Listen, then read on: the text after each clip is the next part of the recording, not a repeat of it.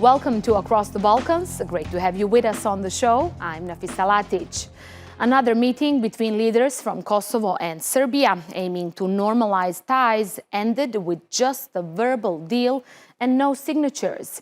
After 12 hours of discussion, Kosovo's Prime Minister Albin Kurti said he was ready to put his name on the Western backed deal. But Serbian President Aleksandar Vucic refused to do the same. Vucic says he will never sign any internationally binding agreement with Kosovo, as he doesn't recognize it as a country, but agreed to normalize relations with its former province. The meeting in the North Macedonian city of Ohrid came 3 weeks after both leaders accepted the EU-backed deal in Brussels. The 11-point plan says the two countries should work on normalizing relations and respecting each other's territorial integrity. It also says Belgrade should not object to Kosovo's membership in any international organization and that Pristina should commit to give more autonomy to Kosovo's Serbs. However, in Ohrid, EU officials said the two sides couldn't find a mutually acceptable solution as ambitious as the EU proposal. They also stated that the EU will now forcefully demand both sides to fulfill what was verbally agreed if they want to join the bloc. The other side, just as in the last meeting in Brussels on 27th of February, is avoiding signing the agreement, now also with the annex. It is now up to the European Union to find the mechanism to make the status of this agreement legally and internationally binding. I did not sign for several reasons, primarily because Serbia is an internationally recognized state. Kosovo is not for me, and I do not want to make international legal agreements with the Republic of Kosovo. To get more on the issue, I'm joined now from Berlin by Marina Vulovic. She's a Western Balkans analyst at the German Institute for International and Security Affairs. Marina, great to have you with us. Now, Vucic clearly said he will not sign any internationally binding agreement with Kosovo. So where does that leave Serbia and its relations with the EU?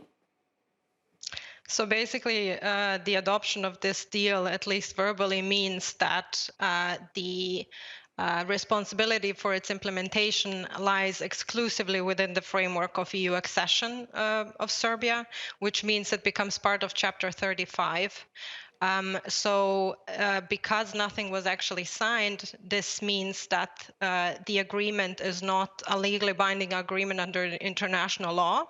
And so its evaluation against the constitutionality in Serbia is basically something that will not happen. So this more or less appeased the more nationalist voices in Serbia that were from the start against signing such a deal. And so Vucic basically managed to appease the EU in that sense that now the agreement is formally adopted, at least within the framework of Chapter 35 of the wider EU negotiations and accession process of Serbia. But at the same time, he did not sign anything which appeased the more nationalist voices that were criticizing the deal from the start. Yes, so he continues with this balancing act, as he is divided between the pro-EU and let's say, Russian part of his audience and his voters and his supporters. Now, Kosovo, meanwhile, says it will adopt the self-management of Kosovar Serbs only if it's recognized by Greece, Slovakia, Cyprus, and Romania. These are the countries that still don't recognize Kosovo as a sovereign state. And on the other hand, also, Kosovo wants to have an open path to NATO. Is this likely to happen? And will Brussels indeed push for this? I believe that Brussels will actually push for implementing the association community of Serb-majority municipalities because the geopolitical reality on the ground basically needs them to push a bit harder. But I also believe that within the annex, at least, it's said that Kosovo should commence immediately talks on forming the association community of Serb majority municipalities, which Josep Borrell has also emphasized. So I think it's something that's expected of Kosovo and something that probably if the EU wants to push for it, and I think they want to push for it and they need to push for it, this could basically unlock the adoption of other points of the agreement, at least from the Serbian perspective. Because for Serbia, the association community is something that should happen basically, or should have happened 10 years ago. It's the red line. But looking at overall progress, the EU didn't get where it exactly wanted with this Ohrid meeting. No, exactly. And I have to say, I'm also slightly disappointed with the results of the Ohrid meeting, because Vucic actually already announced domestically that this will likely mean that Serbia won't open new negotiation chapters for years to come, because he's unwilling simply to implement the provision of the agreement which stipulates that Serbia would not obstruct Kosovo's membership of international organizations such as the UN. So that basically leaves Serbia's EU accession process at the whims of one man, which does not really surprise me for Serbia. But at the same time, for Kosovo, it's very crucial that the association community is or really becomes reality on the ground, because that will also basically influence Kosovo's accession progress. So one thing is clear, if Serbia and Kosovo want to become members of the European Union, they would need to actually implement these specific stipulations. With this deal, the West is trying to push Russia out of the region. This is how it's perceived across the region, especially in the countries with rising Russian influence. Does that mean Western officials have failed to achieve that?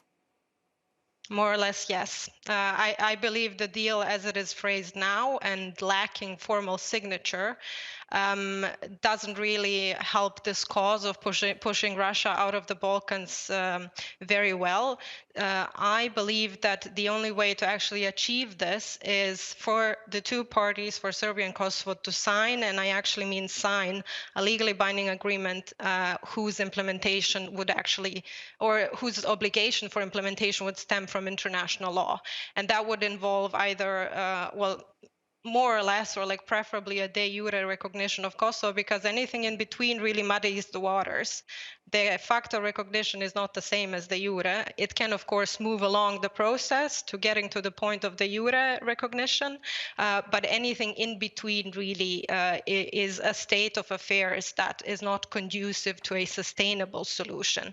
And I really do think if they truly want some kind of distancing of Serbia from Russia, from the EU's point of view, I think that the current deal as it stands now, perhaps in combination with a greater push for Serbia to introduce sanctions against Russia, could perhaps result in a slow step-by-step process towards that goal. But really sustainably, this can only be achieved through a deal that would really cement Kosovo's statehood internationally as well. Kurti and Vucic constantly saying that they are determined to stay focused on the EU path, but I must say they didn't show a lot of flexibility in Ohrid as the EU officials expected. We'll keep an eye on what happens with that verbal deal. Marina, great to have you with us. Marina Vulovic in Berlin. Thank you.